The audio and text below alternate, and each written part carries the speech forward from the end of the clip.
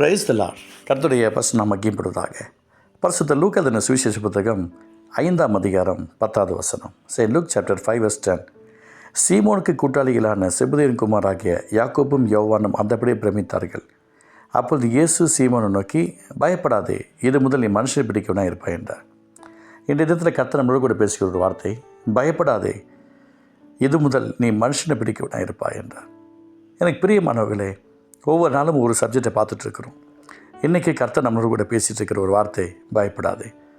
அருமையான பேதுரு ஆண்டவருக்கு ஒரு இடம் கொடுக்குறார். என்ன இடம் கொடுக்குறார்? ஏசப்பா அந்த இடத்துல வராரு, 2 படவை பார்க்குறாரு. அதில் படவை விட்டு இறங்கி அதில் வலைகள் அலசிக்கிட்டு இருக்கிறாங்க.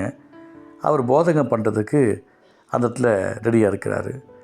அலசி கொண்டு இருக்கிற அந்த படவில் ஒன்றில் அவர் ஏறுறார். அது சீமோனு தான் இருந்தது. அந்த கரையிலேருந்து சற்றே தள்ளுபடி அவனை கேட்டுக்கிட்டாரு. அந்த படவில் உட்கார்ந்து ஜனங்களுக்கு போதகம் பண்ணான்னு சொல்லி பார்க்குறோம். அவர் போதகம் பண்ணி முடித்தபடி ஆறுதல் தள்ளி கொண்டு போய் மீன் பிடிக்கும்படி உங்கள் வலைகளை போடுங்கன்றார். எனக்கு பிரியமனைகளை கொஞ்சம் யோசித்து பாருங்களேன்.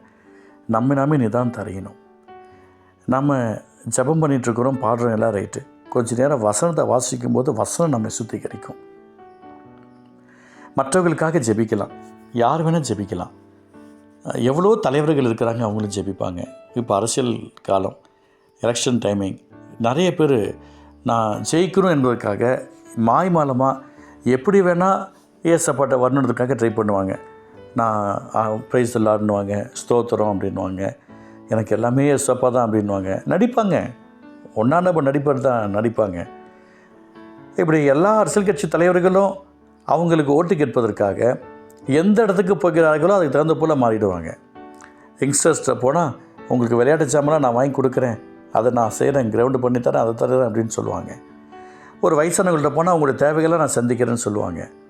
இந்து கோவிலுக்கு அங்கே போனாங்கன்னா அவங்களுக்கு நான் உங்களுக்கு எதை செய்கிறேன், இதை கட்டித்தரேன், அதை கட்டித்தரேன்னு சொல்லுவாங்க.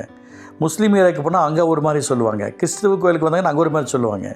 ஆக்டிங் தான். ஆனால் நம்முடைய ஆண்டவர் சொல்கிறத பாருங்களேன், இடம் கொடுக்குறாங்க. அப்போஸ்தலர்கள் அப்போஸ்தலர் கிடையாது, அந்த மனுஷர்கள் இடம் கொடுத்த உடனே ஒரு பெரிய ஒரு அற்புதத்தை கர்த்தர் செய்கிறார். ஆச்சரியமாக இருந்துச்சுங்க, ஆச்சரியமாக இருந்தது. அவங்க ஆழத்தில் தள்ளி கொண்டு போயிட்டு வலையில் போடுறாங்க. அதை போகிறதுக்கு முன்னாடி சொல்கிறாங்க, நாங்கள் ராமுழுது பிரயாசப்பட்டோம், ஒன்றும் ஆகப்படலை, ஆகிலும் உங்களோட வார்த்தை பேரில் வலையை போடுறோம் அப்படின்றாங்க. வலையை போட்டாங்களா? இதுக்கு முன்னாடி அவர் வலையை போடும்போது அங்கே ஏசப்பா இல்லை. இதுக்கு முன்னாடி வலையை போட்டும்போது அங்கே எந்த ஒரு காரியங்களும் இல்லை. இப்போ அவர் வலையை போட்ட உடனே அந்த மீன்கள் சங்க தலைவர், மீன்கள் சங்க தலைவி, மீன்கள் சங்க பொதுச் செயலாளர், மீன்கள் சங்கத்தை சார்ந்த எல்லா மீன் இனங்களும் ஒன்றா சேர்ந்துட்டாங்க. சின்ன மீன், பெரிய மீன், அவங்க மீன், இந்த மீன், வந்த மீன், போன மீன், எல்லா மீனும் ஒன்றா சேர்ந்துக்கிட்டு, ஏன்பா இப்போ அந்த சீமோனு வலையை போடுறாரு, முன்ன போடும்போது சீமோனாக போட்டார், இப்போ நம்மளை படைத்த தெய்வம் அவரை வலையை போட சொல்லியிருக்கு. அதனால் நம்ம என்ன பண்ணலாம், அந்த வலைக்குள்ளே எல்லோரும் வந்துடுங்க பார்க்கலாம், நான் போடணுன்னு எல்லோரும் ஓடி வந்துடுங்க. அப்படியே எல்லா மீனும் உள்ள ஓடி வந்துருச்சு. ஓடி வந்துச்சா? ஓடி வந்த உடனே இந்த பேதுருக்கு ஒரே பயம். இது எப்படி, இது என்ன நடக்குது? சைகை காட்டி மற்ற படவில் இருக்கிற கூட்டாளிகள்லாம் வர வைக்கிறாங்க.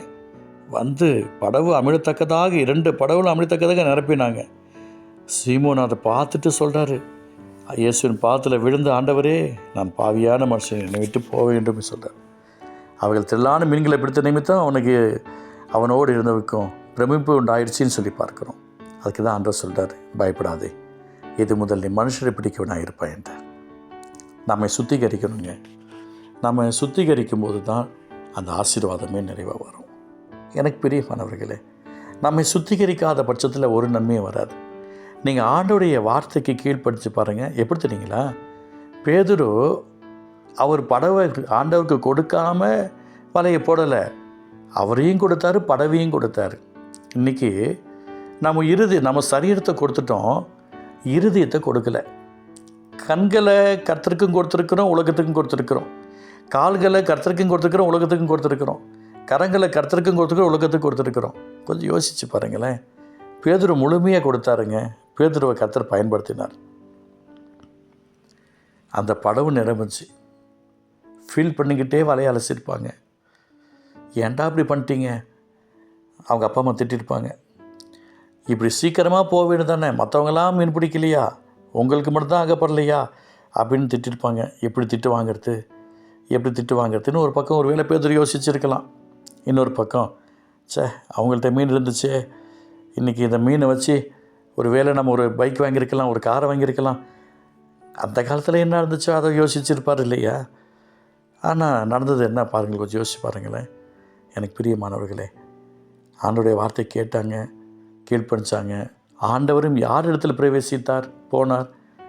தன்னை சுத்திகரிக்கும்படியாக யார் இருக்கிறார்களோ, தன்னை பரிசுத்தப்படுத்தும்படியாக யார் இருக்கிறார்களோ, தன்னை ஒழுங்காக வைத்திருக்கிறவர்கள் யார் இருக்கிறார்களோ, தன்னை சுத்தம் பண்ணும்படியாக யார் எப்போதும் அலர்ட்டாக இருக்கிறார்களோ அவர்களை தேடி ஆண்டவர் வருவார்.